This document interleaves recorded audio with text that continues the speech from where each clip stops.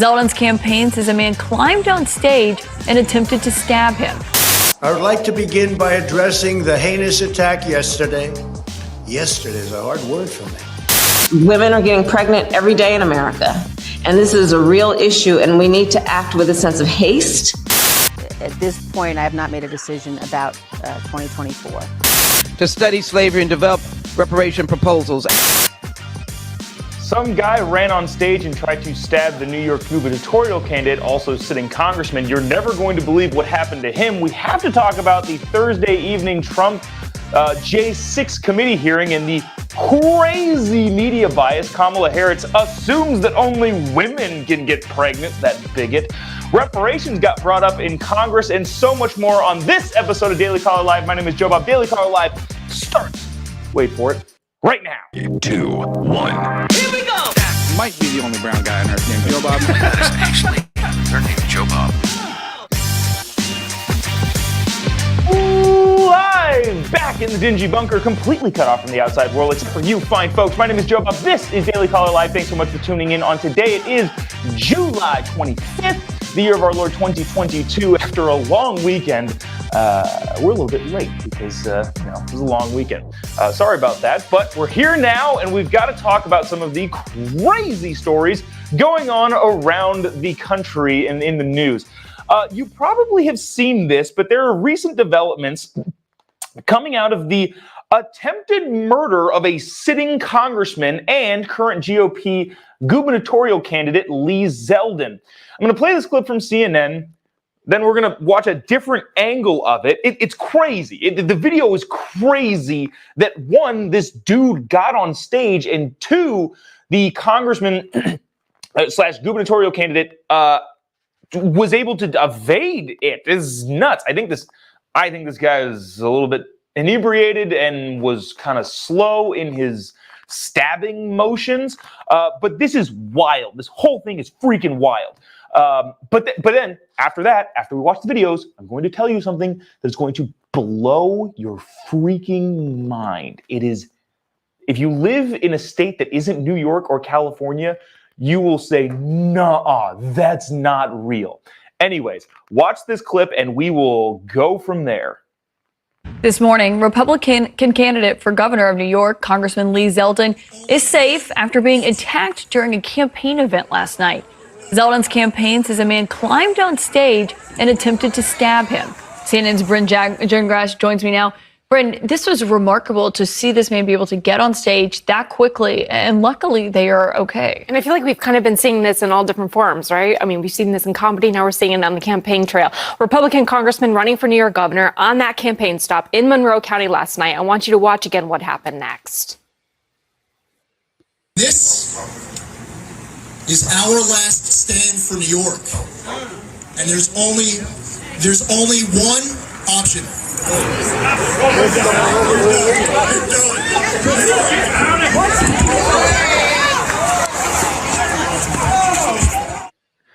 Okay, so that video is a little bit difficult to see. We've got another 18-second clip of somebody right in the front live streaming it. Just, I don't know, for another angle. But I want to play that next, and then I'll tell you the thing that, again, will blow your mind. If you don't live in New York or California, if you live in New York and California, it's unfortunately normal. It isn't rational, but it happens all the time. That's what I mean by normal. Watch this one more angle of this, again, attempted murder of a sitting U.S. congressman and gubernatorial candidate in New York from this angle. Also, before we play this, if you wouldn't mind clicking the little like button or the little angry button, or the laughing button, because I don't know why you'd click laughing button. Maybe you're a sick person. Or give us a comment what you think is going on here. Or click the little share button. It really, really does help us out with the whole Facebook algorithm and all that sort of stuff, YouTube algorithm. So if you wouldn't mind doing that, would really, really appreciate it. Watch this one more time from this angle before I blow your mind all over the wall, because this is crazy. This is no way to run a country. Watch this. Is our last stand for New York, and there's only one option. What is he doing? What's he doing? Why did they let him get up there? Get over there. Hold on. Get Lee out of here. Yeah, That's wild. Just a different angle. You can see the guy clearly comes up, takes a swing. Again, I think he's probably drunk. Didn't really get I don't know. It was very slow. But thankfully, Lee Zeldin was able to block it with his hand, which is kind of that's a baller move right there. It's difficult to block a punch, let alone a dude with a stabby thing. I don't know what that's called. Here's the thing. Check this out. Here's the thing that is going to blow your freaking mind. I'm going to bring this comment up here because I want to talk about, this is exactly what I want to talk about. Nancy, whoever you are, you said, he is in jail. No, he is not. A person, this is real. A person walked up on stage of a sitting congressman and gubernatorial candidate, tried to stab him in the neck, and is walking amongst us today. You might be thinking, wait, hold on. This guy is not in jail right now? No. Let me read you this. Zeldin said, my first and foremost concern is about the cashless bail and the need to overhaul its dangerousness. The judges should have discretion into the weight of dangerousness about its victims. Zeldin said, who was attacked in Onondaga County. I'm sorry, I don't know how to pronounce that county's name. But the person who attacked us on stage last night has been released under his own recognizance. In the cashless bail system that New York has and California has, he's just out. This dude is just out. Now, there's another, this is another layer on layer here. I don't quite understand the difference between inches, almost, between attempted murder and murder. That's what I don't understand. This guy was charged with attempted assault in the second degree. Now, I don't know why it's just assaults. That I don't know the legal ramifications there. I don't know. I'm not a New York attorney or prosecutor, but he was charged with attempted assault in the second degree. Just again, hypothetically, play this out in your head with me. I know he was coming in kind of slow and looked probably inebriated doing so, but had Lee Zeldin missed the guy's arm coming in and gotten stabbed in the throat, as was this guy's intentions, he's charged with murder and looks at life in prison. But for some reason, because Lee Zeldin's hand was inches higher than the deathly inches lower, this guy's out walking among the streets. Make that make sense to me in your head. I don't understand the difference between why there's such a huge discrepancy between attempted murder, or at least whatever, attempted assault in the second degree, between that and actual murder. I don't understand. It doesn't make any sense to me. This idiot's name, 43, was charged with attempted assault in the second degree after he allegedly confronted Zeldin while giving a speech in Fairpoint, New York on Thursday night. The GOP lawmaker grabbed the attacker's wrist and stopped him several times as several other assistants tackled the assailant to the ground. This is insane to me. If that didn't blow your mind, I don't know what will. The cashless bail system and the soft on crime policies in both New York and California is crazy. I gave a quick interview to, I believe they're called the Financial Guys in Tampa this weekend, and he asked about cashless bail systems, and I think we can all agree on this. Look, we all collectively have decided on laws. Those laws are going to be enforced. Now, the argument from the lefty side of the aisle generally is, well, the jails are full. To which my response would be, build more jails. The jails are full. That doesn't mean the laws are now insignificant. We've all decided on a group of laws. And if the jails are full of people who've decided to break the law that we've all agreed on, time to build more jails. That seems to make sense to me in my head. I don't know. What do you think? Let me know in the comment section. Should we be letting people out of jail because the jails are full, or should we build more freaking jails? Again, we've all agreed on the laws.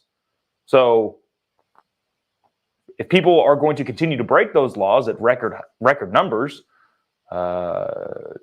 maybe we should build more jails. If you have kids in your house and all of a sudden you have another kid in your house and you're just like, oh, sorry, we just don't have enough food, so I guess you'll starve. No, you buy more food. That's just how the world works. I'm going to get off this because I want to get to this before we spend too much time belaboring this. So let's see. We didn't do a show on Friday that we were trying to. We did a show late on Thursday. This is a crazy weekend, and I'll talk more about this past weekend in Tampa at the TPUSA Student Action Summit, which was nuts, by the way. It's super fun, crazy good time, but also some interesting stuff coming out of that. There were protesters on Saturday. We'll talk about all of that tomorrow. But basically, we didn't get to do a show Friday. It was craziness. So I wanted to get this on. I wanted to make sure to get this on. The January 6th committee did one of their primetime things on Thursday night, which I usually ignore. I haven't really tuned into much of any of that January 6th stuff, as it is crazily biased on the Democrat side, and the Republicans, Adam Kissinger and Liz Cheney are, I don't know. If they didn't do such a biased hack job on it, it actually might be kind of informative, but they didn't, and we're left with what they've got.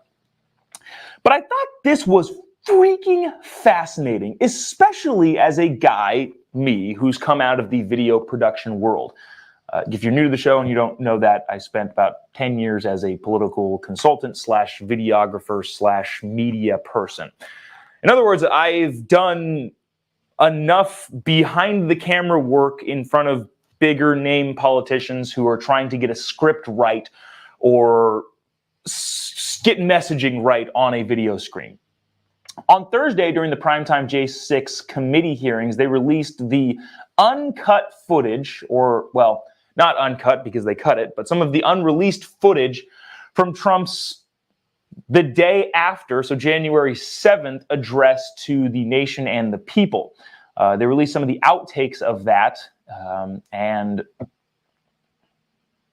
from a guy who's done that sort of thing, I wanted to explain some things going on here. Now, I'm not generally the type of person that is going to jump to the defense of any particular politician, I don't think, but I will call out media bias anywhere it exists. This is how MSNBC portrayed the video clip that was released on Thursday night. I've got the MSNBC clip that they put out on their Instagram, Twitter, Facebook, all of their social media platforms. And then we have the full clip in which we can explain, oh, okay, so the big thing that they were hitting at is just factually wrong. Again, coming from a guy who's done all of these types of videos and edited these types of things. Anyways, watch this clip. If you haven't already, would really, really appreciate it if you click the little like button or the little share button or engage with the comment section in any way, shape, or form. Would really, really appreciate it. It helps us out a lot. But watch this.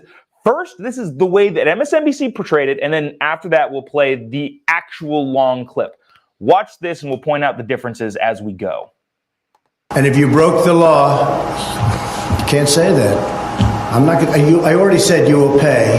The demonstrators who infiltrated the Capitol have defied the seat of justice. It's defiled, right? See, I can't see it very well. But this election is now over. Congress has certified the results. I don't want to say the election's over. I just want to say Congress has certified the results without saying the election's over, okay? I would like to begin by addressing the heinous attack yesterday. Yesterday is a hard word for me. My only goal was to ensure the integrity of the vote.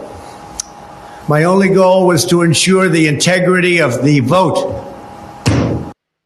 Okay, so the latter part of that video, which I don't know why they kept in there, is just mistakes of a guy reading a teleprompter. Reading a teleprompter is harder than you'd think.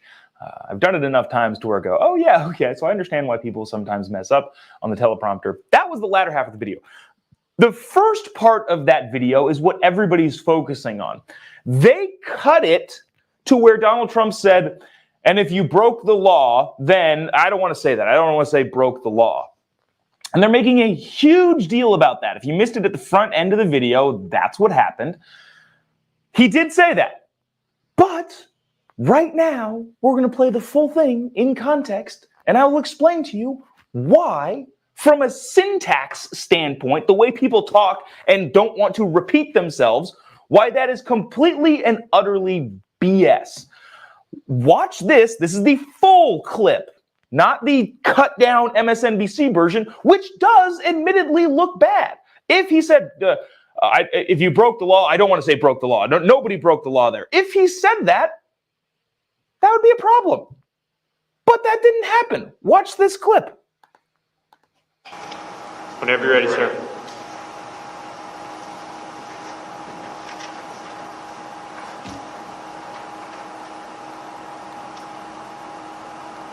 I would like to begin by addressing the heinous attack yesterday, and to those who broke the law, you will pay. You do not represent our movement, you do not represent our country, and if you broke the law, you can't say that. I'm not going. I already said you will pay. All right, so we could play the longer version of this, but did you see that right there? He said, if you broke the law, you will pay. The heinous attack yesterday, yada, yada, yada. And if you broke the law, he says, if you broke the law twice. Just from a script writing syntax position, you don't say that. If you say things repetitively, guess what? You end up sounding like Kamala Harris. So when MSNBC cuts off that first part, it looks bad. It looks like the president is saying, if you broke the law, then you will pay, or I don't want to say broke the law, because nobody broke the law. That's what it looks like. But if you played the whole thing in context, he says, if you broke the law, you will pay. This was a heinous attack. If you broke the law, and wait, I don't want to say broke the law twice. I already said that the first time. Dude, like, again, I think, and you don't have to agree with me, I think Donald Trump did a lot of things wrong on January 6th. None of this J6 committee stuff really changed my mind on that. But at the same time, be honest about it. That's all I'm asking. At least I'd try not to. I would never take AOC or Kamala Harris or Elizabeth Warren or Joe Biden completely out of context. Everything should be in the context in which it's said. And if you're not doing that, you're just flat out freaking lying. Anyways, speaking of flat out freaking liars, we'll leave that there. Let me know in the comment section what you think. I could play a bunch more of this stuff, but it's, again, just a guy fumbling around with the teleprompter, because teleprompters are difficult to have or to use. So this is, this is just apparently how we're doing things.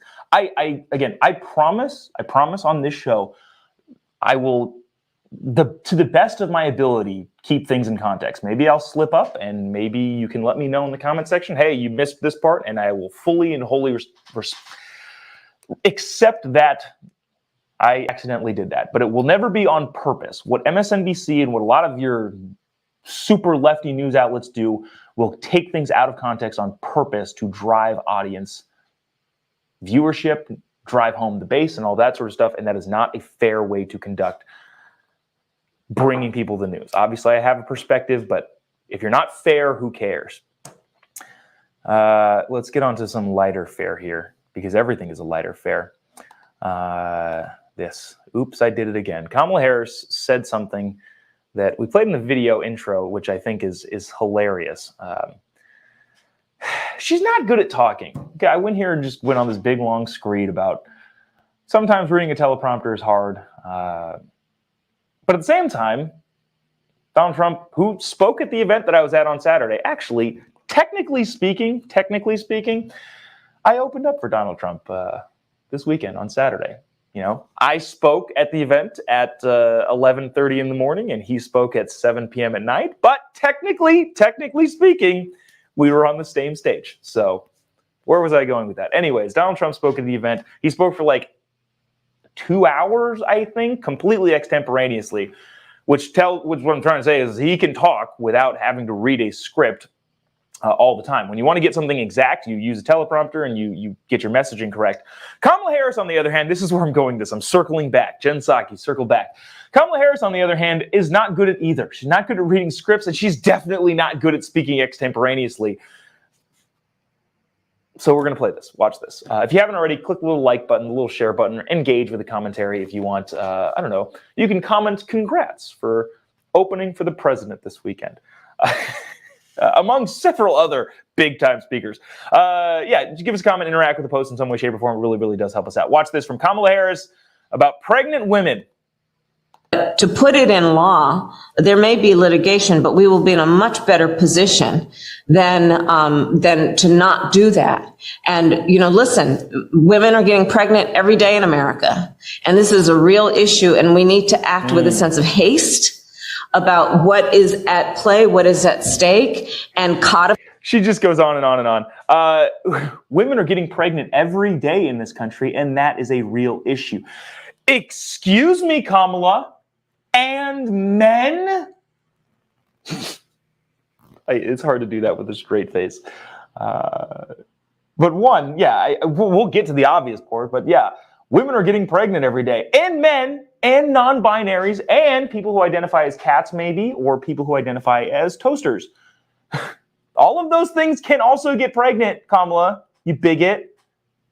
But then again, to the main point that everybody's talking about is women getting pregnant is a problem in America? Is that something that we have discussed and talked about? I think it's been going on since the dawn of time, since at least humanity started. Maybe that isn't such a weird thing. Anyways, obviously Kamala Harris misspeaking as she often does. We're going to roll on here and get to, let's get to this. This is Liz Cheney, the Democrat heading up, wow, Freudian slip.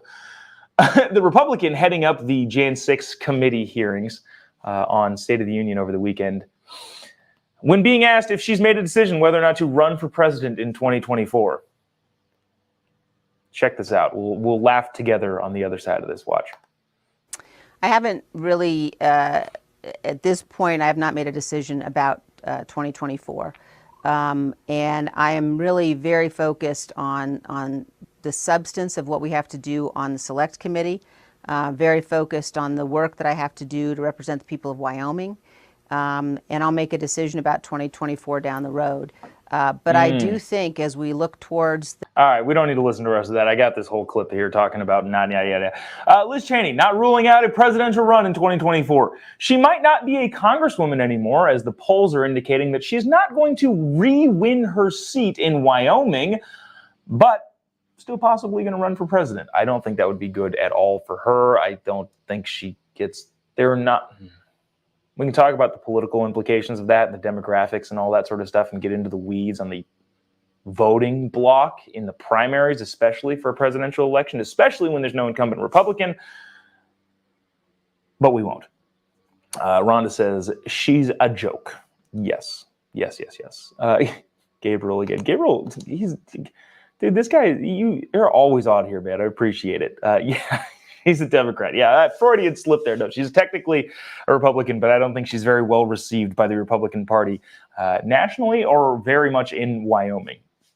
So there's that. I want to get to this before we close out today. You know what? Yeah, this is Congresswoman Jackson Lee, I believe is her name, talking about reparations. Well, we'll just play this. Check it out. We have worked hard to ensure the Ninth Amendment and the equal protection of the law are viable parts of American society and constitutional rights. I rise today to promote H.R. 40, the Commission to Study Slavery and Develop Reparation Proposals, as a way of redress, repair, and restoration for the 246 years of slavery. I think it is important and an important moment for the country to pause and understand this historic moment in our history. All right, that's enough of that. Sorry, I'm just trying to get through these things because I don't know. I had a long weekend, and I'm honestly kind of tired. Congresswoman Jackson Lee says, I rise today to promote the commission to study slavery and develop reparation proposals as a way to redress, repair, and restoration for the 246 years of slavery.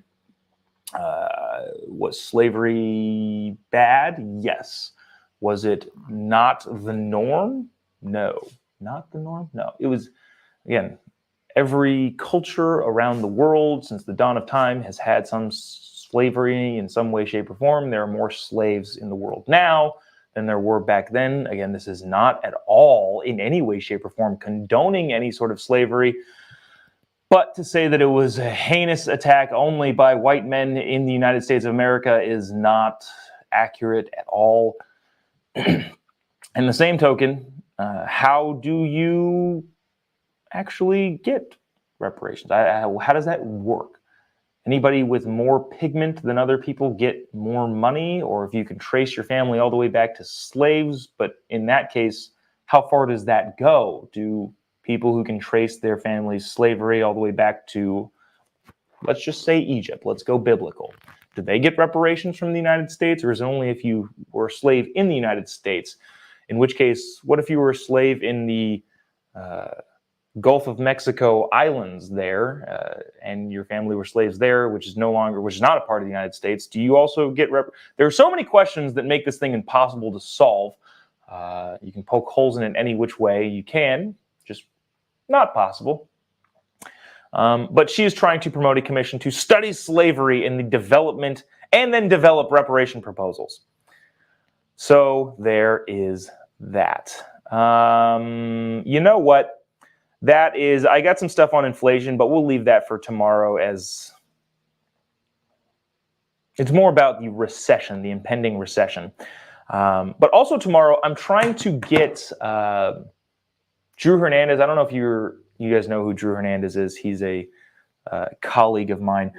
I want to talk tomorrow kind of extensively. I know we had a bunch of stuff to get to that I wanted to get to because it's the weekend and stuff happens over the weekend. And then Friday was crazy. But I want to talk about this event that I went to on this weekend from like Friday to Sunday, the Student Action Summit in Tampa, the TPUSA event, in which so check this out. This is kind of funny. Technically speaking, the lineup for this event went Senator Ted Cruz, Governor Ron DeSantis, then Jobob. That's technically what the agenda looked like.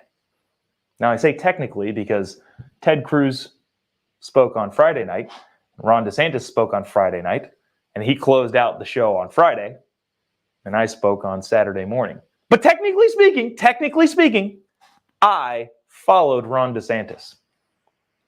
I know. Save your applause. It's a huge honor. Technically speaking, that happened. I guess also technically speaking, I opened the day that President Trump was there also. Man, it was wild. I would like to talk about that because there were protesters outside. I want to see if Drew can come on and talk about this. If he's busy, he's a very busy guy. Maybe we won't get him, and I'll play some video from the clips out there. But the protesters outside the events are very, very fun. The protesters protesting what's going on inside, which is promoting freedom, which I don't quite understand why that's your objective. I hate freedom. We're going to go protest. But then outside you had different factions. I need to stop. You had different factions of protesters, and that interaction was all hilarious, honestly. But we'll talk more about that tomorrow, kind of in depth, because I thought that was funny. Anything else to mention or talk about? Did a stand-up set there, too, so maybe we'll post that on any of the platforms. If you haven't already, give me a follow on any of your social media platforms. There they are. The Facebook one is still wrong. This is just an ongoing joke with the show. The Facebook is never right. It's just the Jobob. But just type in Jobob pretty much anywhere. You'll be able to find me. Getter. I'm going to be on Getter more. We had some conversations at this event, and also some other video streaming platforms. I don't know if you go to Rumble. We're doing a lot of different things here at the Daily Caller and myself personally. So give me a follow on your social media accounts, and you can find out what we're doing on any of those if you haven't already. that's going to do it for us today. Really appreciate you sticking around, tuning in, helping us debunk some of the craziness over the weekend and the last week. We will see you tomorrow and hopefully have just as good of a day. See you then. God bless America.